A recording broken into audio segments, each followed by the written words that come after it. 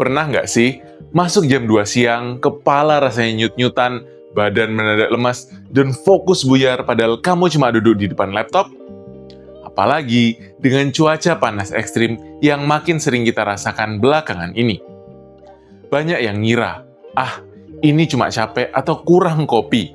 Padahal, diam-diam, sel di tubuh kamu sedang kehilangan keseimbangan cairannya. Dan kalau dibiarkan terus-menerus, ini bisa ikut mempercepat kerusakan sel yang berkaitan dengan penuaan. Hari ini, kita akan bedah tuntas solusinya, langsung dari level biologi seluler. Halo Sobat Sehat, saya Dr. Indra Gunawan. Coba bayangin sebuah anggur segar yang montok dan penuh air. Terus bayangin, anggur itu dijemur di bawah terik matahari berhari-hari sampai akhirnya menyusut, keriput, dan berubah menjadi kismis. Nah, analogi kismis itulah gambaran visual yang paling pas untuk menggambarkan apa yang terjadi pada triliunan sel di tubuh kita saat terpapar cuaca panas ekstrim tanpa strategi hidrasi yang tepat. Banyak orang yang mengeluhkan kulit kering, gampang capek, dan detak jantung yang sering berdebar tanpa alasan yang jelas di musim panas. Mereka bilang, saya padahal udah banyak minum air putih loh. Nah, disinilah letak masalahnya. Ternyata, minum air aja nggak cukup. Yuk, kita bongkar mitos yang paling sering bikin kita salah kaprah. Berhenti berpikir kalau minum 8 gelas air putih sehari adalah solusi mutlak untuk cuaca panas ekstrim. Gini, air putih itu sangat bagus dan wajib jadi fondasi harian kita. Tapi, saat suhu udara melonjak drastis dan tubuh kamu berkeringat deras, air putih aja justru bisa jadi bumerang. Kenapa? Karena saat kita berkeringat, kita nggak cuma membuang air, tapi juga mineral penting alias elektrolit, terutama natrium, ditambah sedikit kalium dan klorida. Kalau kamu terus-terusan cuma minum air putih tanpa mengganti mineralnya, kadar garam alias natrium dalam darahmu malah jadi terlalu encer.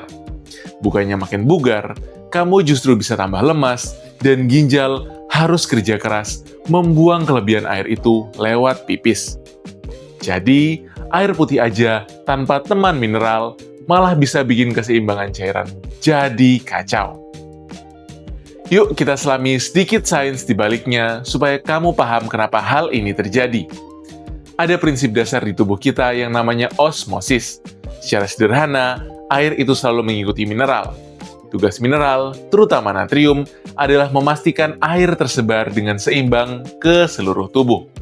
Nggak menumpuk dan nggak terbuang secara percuma.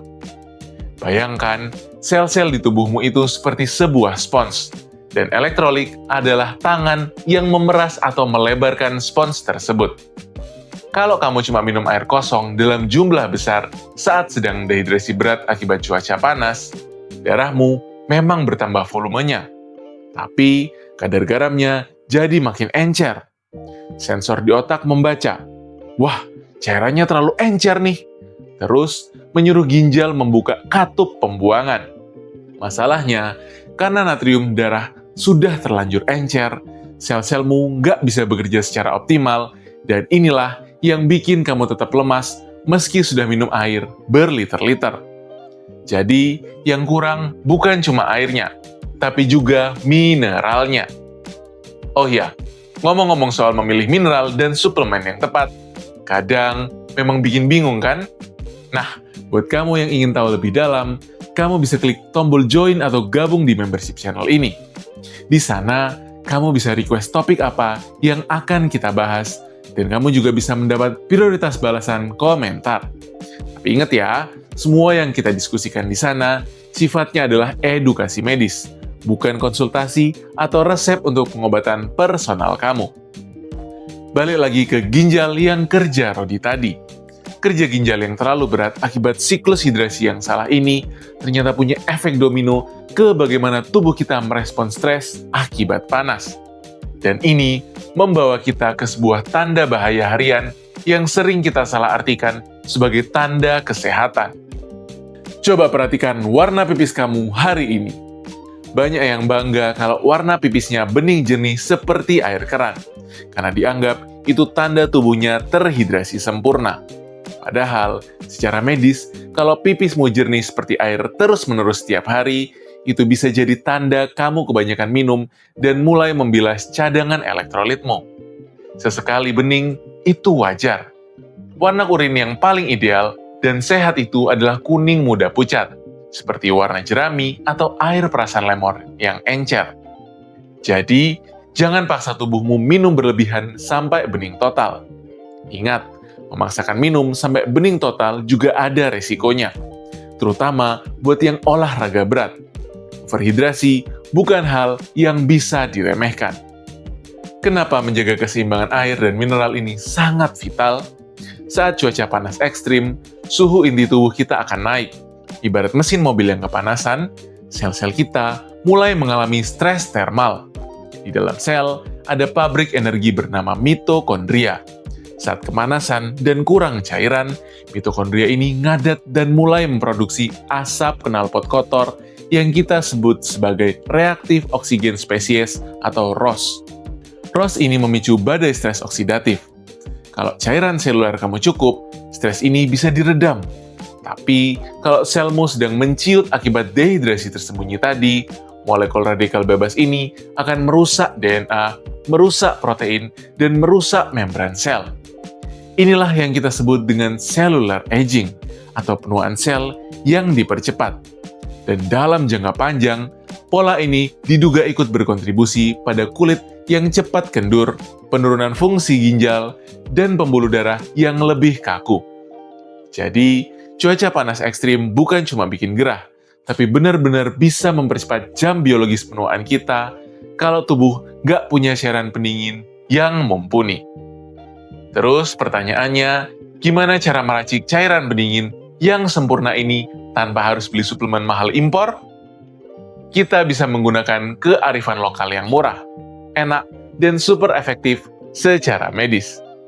Ini rahasia biohacking hidrasi paling murah yang bisa kamu praktekkan mulai besok untuk melawan cuaca panas.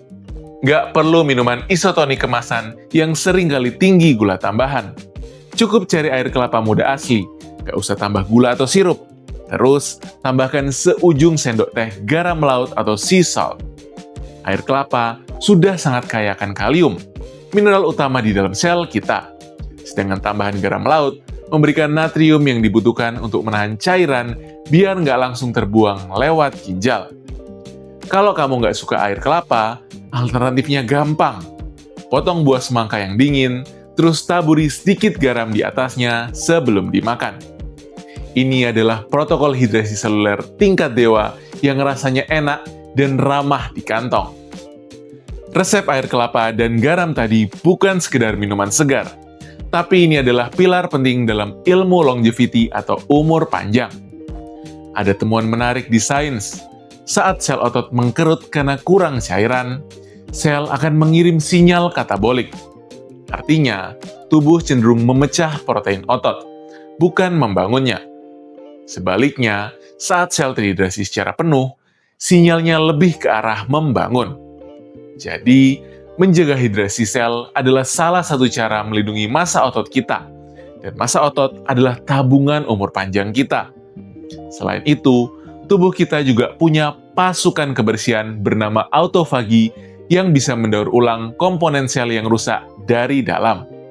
Menariknya, sistem ini justru ikut aktif saat sel sedang menghadapi tekanan. Jadi, yang menjaga mesin perbaikan sel tetap prima adalah pola hidup yang sehat secara keseluruhan. Dengan menjaga keseimbangan elektrolit pakai bahan alami seperti kelapa dan garam laut, kita memastikan mesin longevity tubuh kita tetap awet muda meskipun suhu di luar sedang memanggang. Jadi, yuk kita rangkum 3 pilar pertahanan kita menghadapi panas ekstrim. Pertama, jangan mendewakan air putih kosong secara berlebihan saat berkeringat deras. Pastikan ada asupan mineralnya juga. Yang kedua, pantau terus warna pipismu. Targetkan kuning muda pucat, bukan bening total. Dan yang ketiga, rutinkan protokol air kelapa murni plus seujung garam laut sebagai tameng hidrasi seluler kamu. Sekarang, giliran saya yang mau nanya. Selama musim panas ini, keluhan fisik apa yang paling sering kamu rasakan saat sedang bekerja? Coba tulis di kolom komentar. Kita diskusikan solusinya bareng-bareng. Kalau informasi ini bermanfaat, jangan lupa klik like, subscribe, dan kalau kamu merasa terbantu, kamu juga bisa share ke grup WA kamu. Ini akan sangat mendukung saya untuk terus membuat konten edukasi kesehatan seperti ini. Terima kasih sudah menemani saya belajar hari ini. Tetap terhidrasi, jaga kesehatan selmu dari dalam, dan sampai jumpa di video selanjutnya.